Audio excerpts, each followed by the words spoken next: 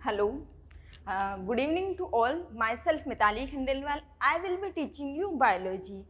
तो देखो बेटा, हम लास्ट लेक्चर में डिस्कस कर रहे थे क्लास 6 का chapter number 5 garbage in garbage out, कि कचरे को हमारे यहाँ रखना है घर के अंदर या बाहर डालना है या कहाँ पर रखना है। कचरे का प्रॉपर डिस्पोजल, यानी कचरा मतलब बेटा गार्बेज यानी कि वेस्ट मटेरियल, उसको किस तरीके से मैनेज करना है। ठीक है, देखो बेटा बायोलॉजी में एक्चुअल में कोई भी ऐसा टॉपिक नहीं होगा जो आपके यूज़ का नहीं हो। ठीक है, देखो गार्बेज के बारे में आपको नॉलेज होना चाहिए कि कौन सा बायोडिग्रेडेबल है, कौन सा नॉन बायोडिग्रेडेबल है। ठीक है, उसको किस तरीके से सेपरेट कर सकते हैं या फिर आप किस तरीके से गंदगी को कम कर सकते हैं। जैसे स्वच्छ भारत अभियान है, उसको फॉलो कर सकते हैं हम लोग। तो गार्बेज को किस तरीके से मैनेज करना है वो हम इस चैप्टर के अंदर डिस्कस किया।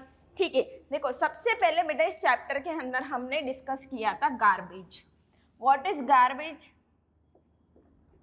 देखो हमारे घर से निकलने वाली गंदगी, ऑफिस, स्कूल, इन सब से निकलने वाले जो वेस्ट प्रोडक्ट है बेटा उसको बोल दिया गार्बेज। ठीक है, अब बेटा गार्बेज दो टाइप के होते हैं, बायोडिग्रेडेबल एंड नॉन बायोडिग्रेडेबल। ठीक है, देखो हमने पढ़ा था ना बायोडिग्रेडेबल और नॉन बायोडिग्रेडेबल।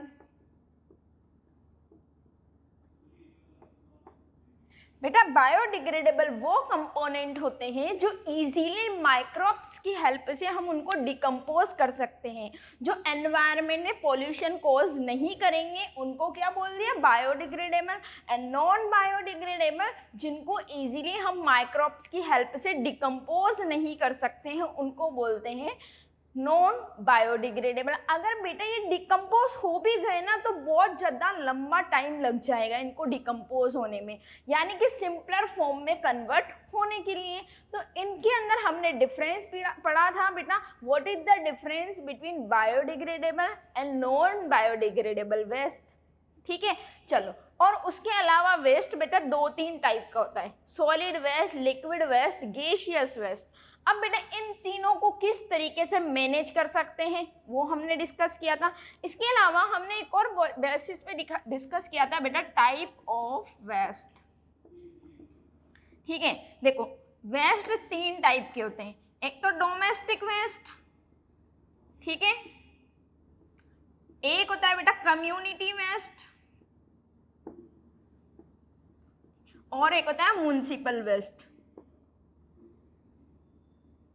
ठीक है, अगर कोई भी वेस्ट मटेरियल बेटा आपके घर से निकल रहा है, घर वाली जो गंदगी है उसको बोल दिया बेटा डोमेस्टिक वेस्ट ऑफ कोर्स। ठीक है, जैसे वेजिटेबल पील्स, फ्रूट पील्स, बेटा ये डोमेस्टिक वेस्ट के अंदर आ गई।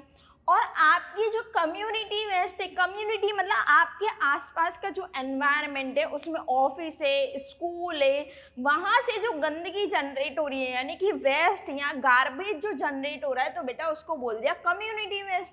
जैसे स्कूल से पेपर है, आपने जो खाना खाया है उसका वेस्ट है। ठीक है, और उसके अलावा कंप्यूटर स्कूल में यूज़ में लेते हैं, इलेक्ट्रिक आइटम यूज़ में लेते हैं, वो है बेटा वो कम्युनिटी वेस्ट के अंदर आ गया। ठीक है, और ऑफिस वगैरह में भी तो बेटा आजकल इलेक्ट्रिक आइटम जैसे कि कंप्यूटर, एसी, ये सब यूज में लेते हैं, तो उनसे भी तो वेस्ट प्रोडक्ट बनता है ना बेटा, उसको क्या बोलते हैं कम्युनिटी वेस्ट। ठीक है, चलो अब बेटा डोमेस्टिक वेस्ट और कम्युनिटी वेस्ट दोनों को इंक्लूडिंग फॉर्म में बोल दिया बेटा म्युनिसिपल वेस्ट।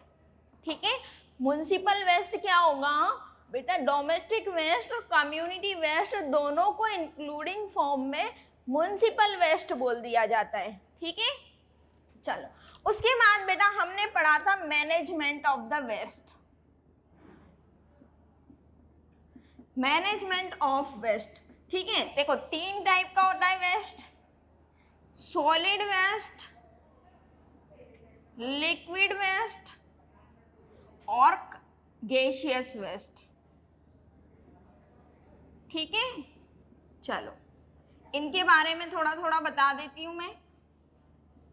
चलो सॉलिड वेस्ट क्या होते हैं बेटा, देखो सॉलिड वेस्ट को मैनेजमेंट करने के लिए हमने डंपिंग, हमने डंपिंग मेथड पढ़ा था कि हमने सोइल के अंदर एक डंप यानी कि गड्ढा बना करके उसके अंदर वेस्ट को डाल दिया और उसको सोइल से कवर कर दिया बेटा।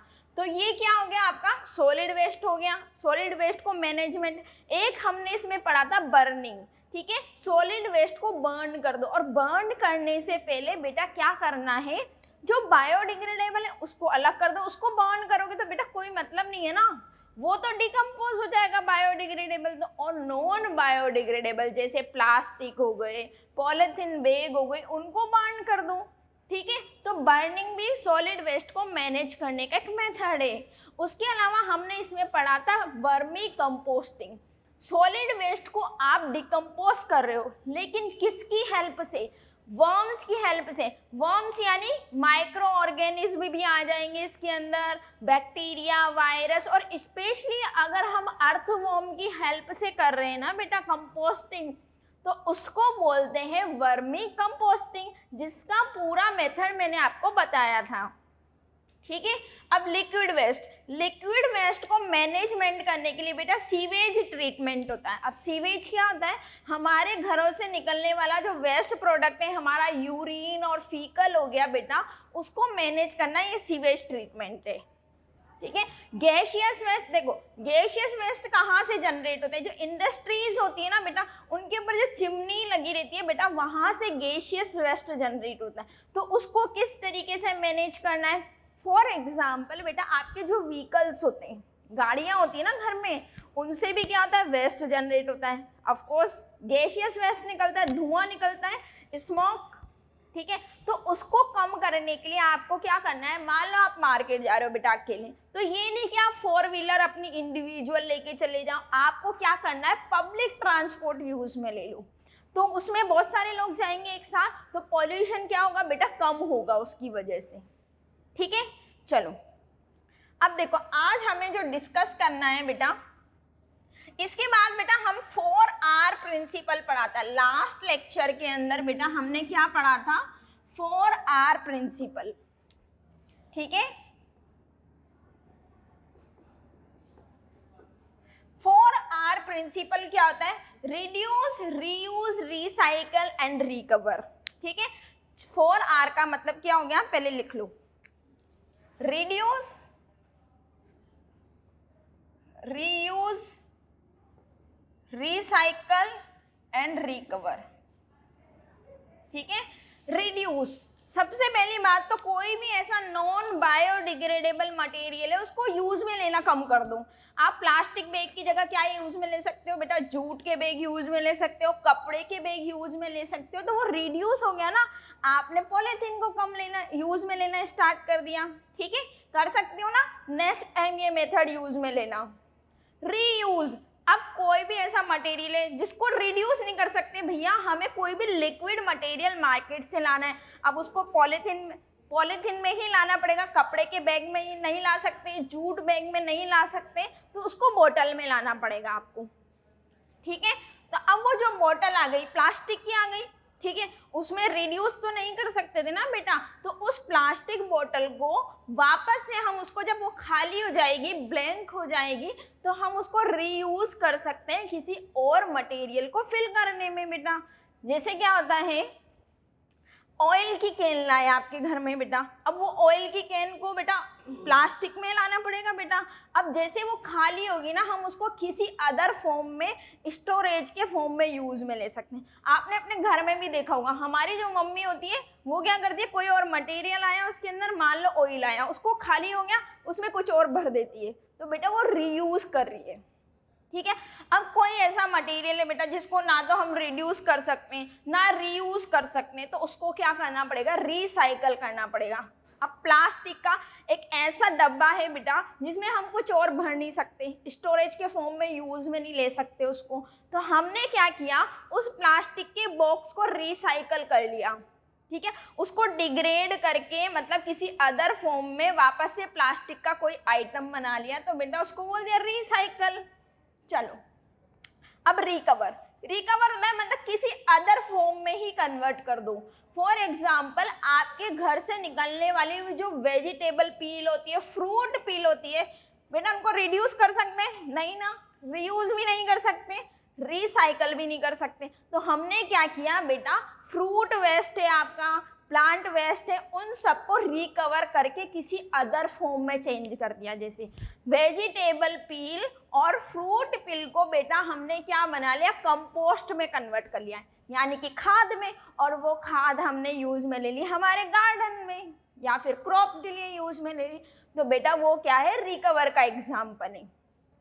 ठीक है, चलो अब बेटा देखो 4R प्रिंसिपल के बाद हमने पढ़ा था रिसाइकलिंग। अब बहुत सारी चीजों का हम रिसाइकलिंग कर सकते हैं, एक नया टॉपिक है बेटा रिसाइकल।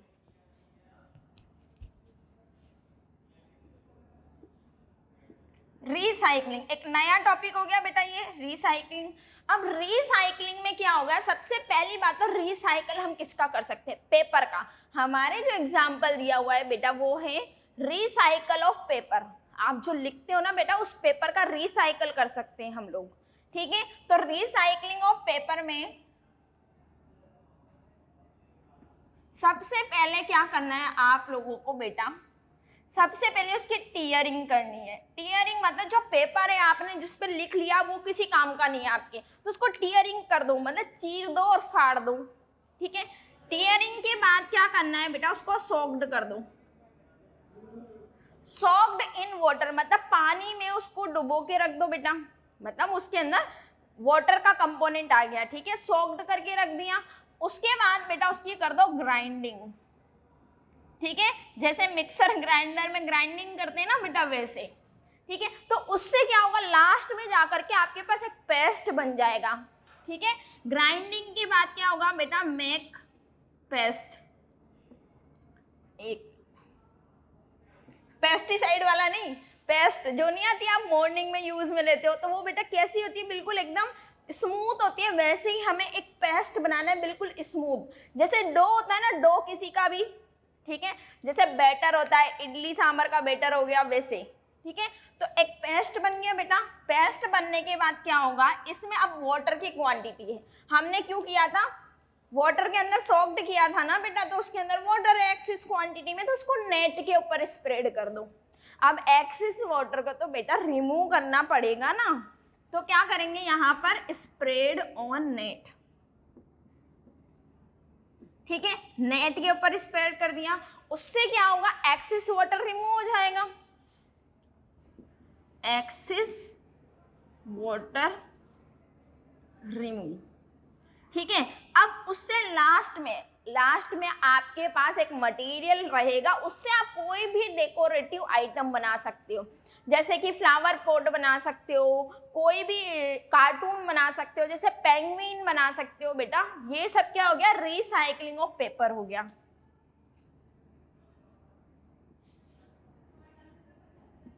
डेकोरेटिव आइटम बना लिया। ठीक है, चलो अब हमें पढ़ना है बेटा रिसाइकल ऑफ फार्म वेस्ट।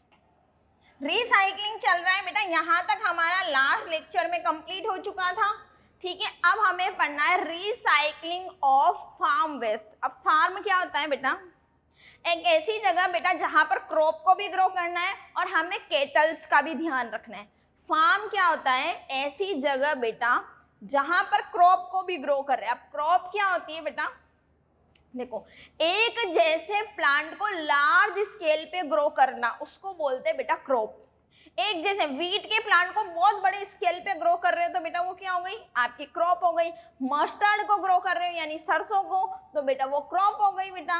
ठीक है, अब क्रॉप को भी ग्रो कर रहे हो साथ में, और एनिमल्स यानी कि केटल्स, काऊ और बफेलो, गोट, इन सब का भी ध्यान रख रहे हो, तो उसको बोल दिया बेटा फार्म वेस्ट।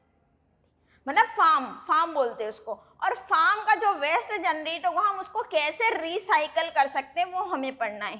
ठीक है, चलो रिसाइकलिंग ऑफ फार्म वेस्ट। सबसे पहली बात तो फार्म से निकलने वाली गंदगी में क्या क्या होने वाला है, वेस्ट में क्या क्या होगा वहां पे।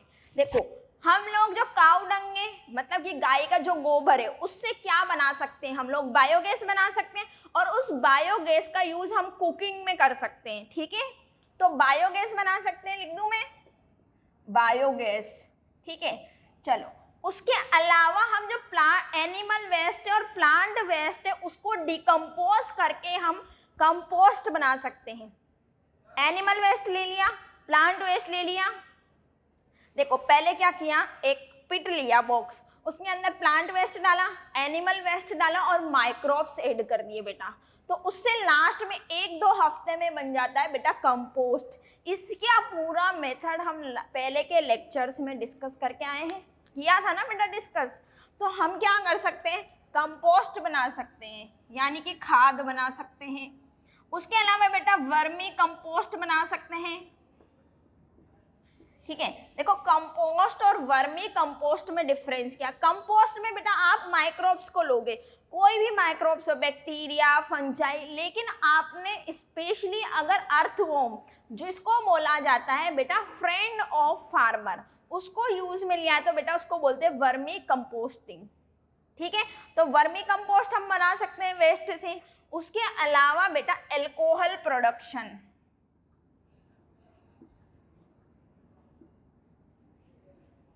Alcohol production. अब अल्कोहल क्या होता है बेटा, एक तरीके का बेवरेज होता है जो पीने में यूज में लिया जाता है।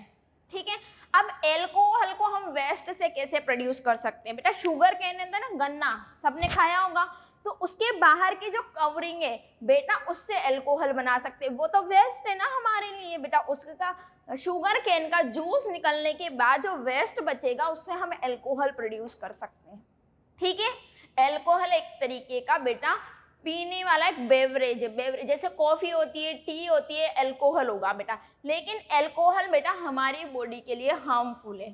ठीक है, हमारे ब्रेन को डिस्टर्ब कर देता है।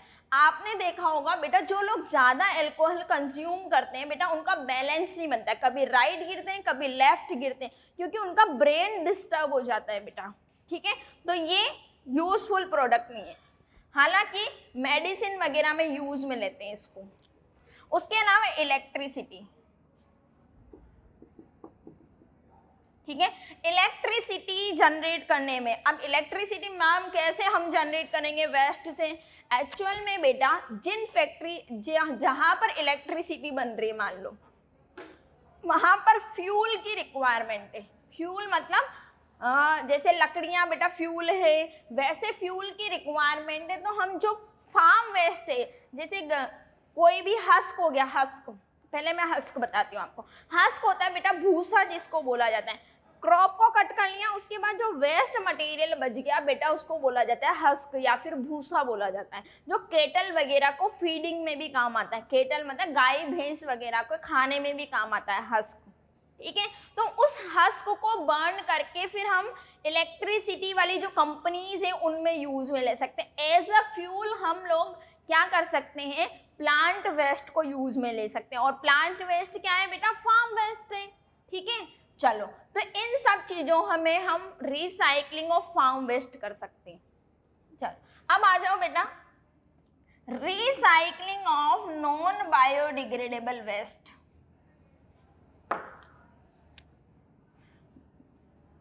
रिसाइकलिंग ऑफ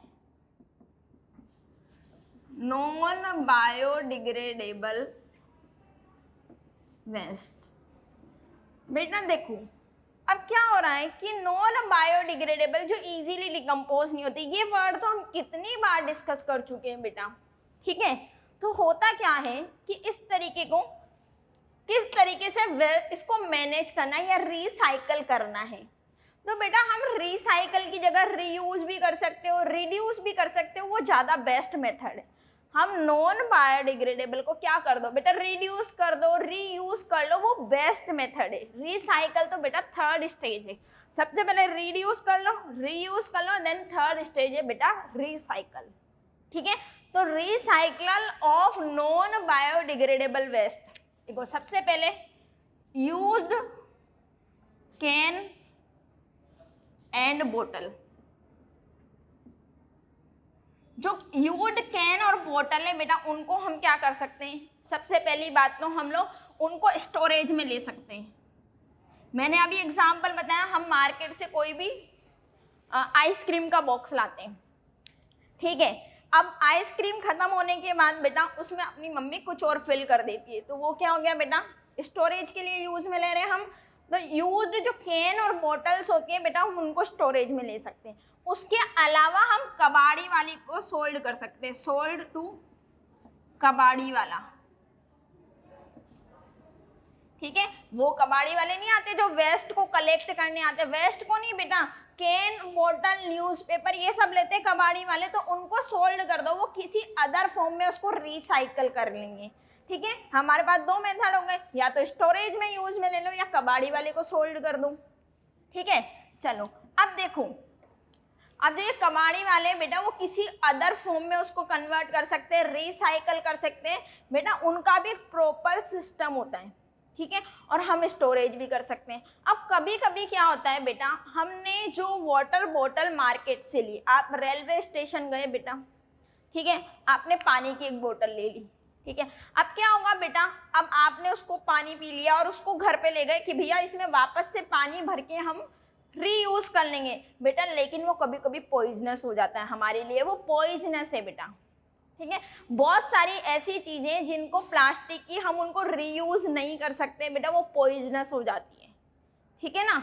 चलो एक इसका एग्जाम्पल है नेकचंद ने, नेकचंद बेटा एक चंडीगढ़ में बेटा एक रॉक गार्डन है, वो उसने बनाया था नेकचंद ने, ठीक है। रॉक गार्डन ऑफ चंडीगढ़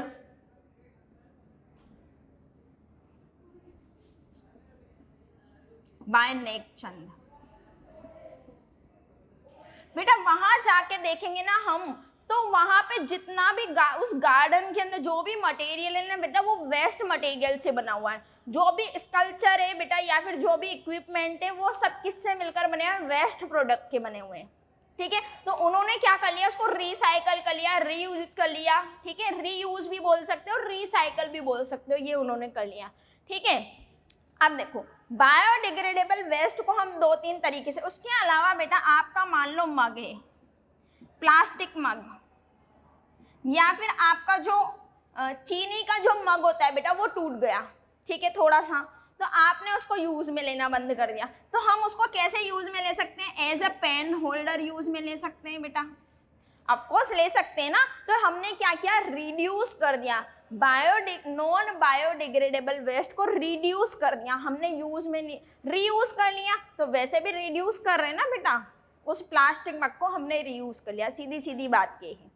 अच्छा, और उसके अलावा अगर आप चाहो तो और भी तरीके से हम लोग रीयूज कर सकते हैं इन चीज़ों को। मान लो मैं जो पेन यूज में ले रही हूँ बेटा, अगर मैं फाउंटेन पेन की जगह बॉल पेन यूज में लूँ जिसके अंदर हम रिफिल को चेंज कर सकते हैं, तो बेटा बाहर का स्ट्रक्चर सेम रहेगी, हम रिफिल चेंज कर लो बेटा, उससे क्या होगा, जो नॉन बायोडिग्रेडेबल वेस्ट है वो कम हो जाएगा और हम चीज़ों को रीयूज कर लेंगे बेटा, ठीक है।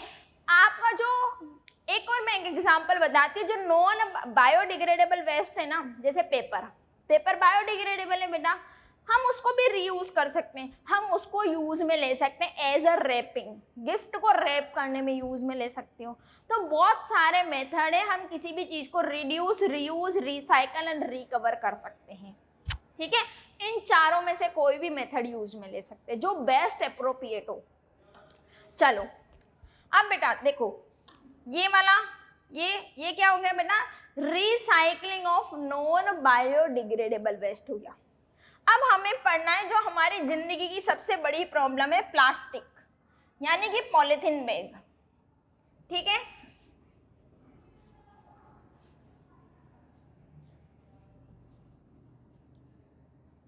पॉलीथीन बैग को हम कैसे कर सकते हैं, प्लास्टिक, अबून और कर्स,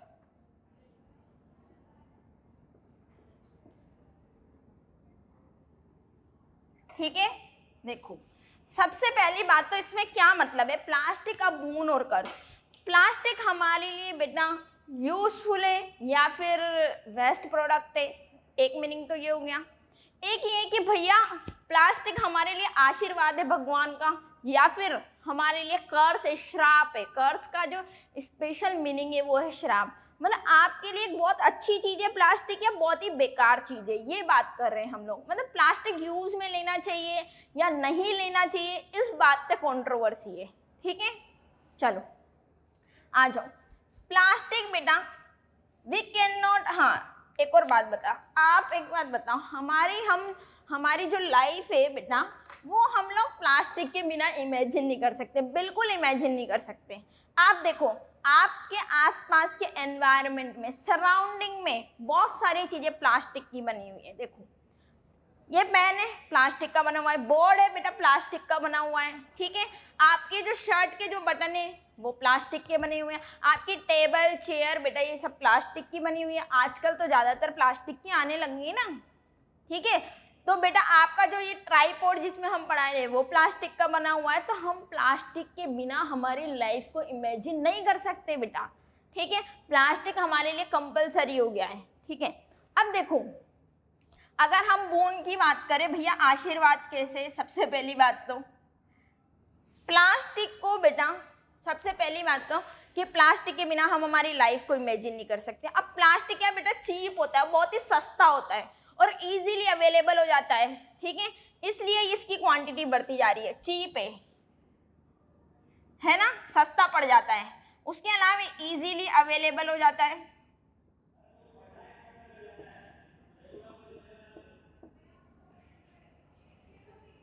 इजीली अवेलेबल हो जाएगा, एक सेकेंड, इजीली अवेलेबल हो जाएगा और उसके साथ साथ चीप भी होता है, तो हम इसको सबसे ज़्यादा यूज में लेते हैं बेटा।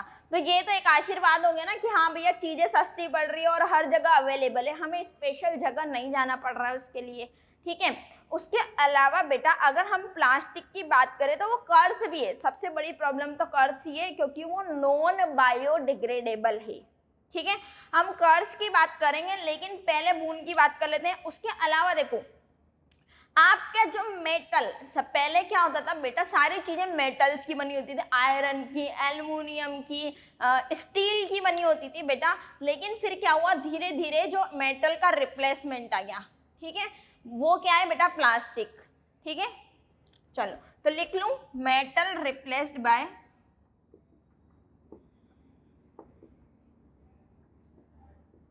प्लास्टिक। चलो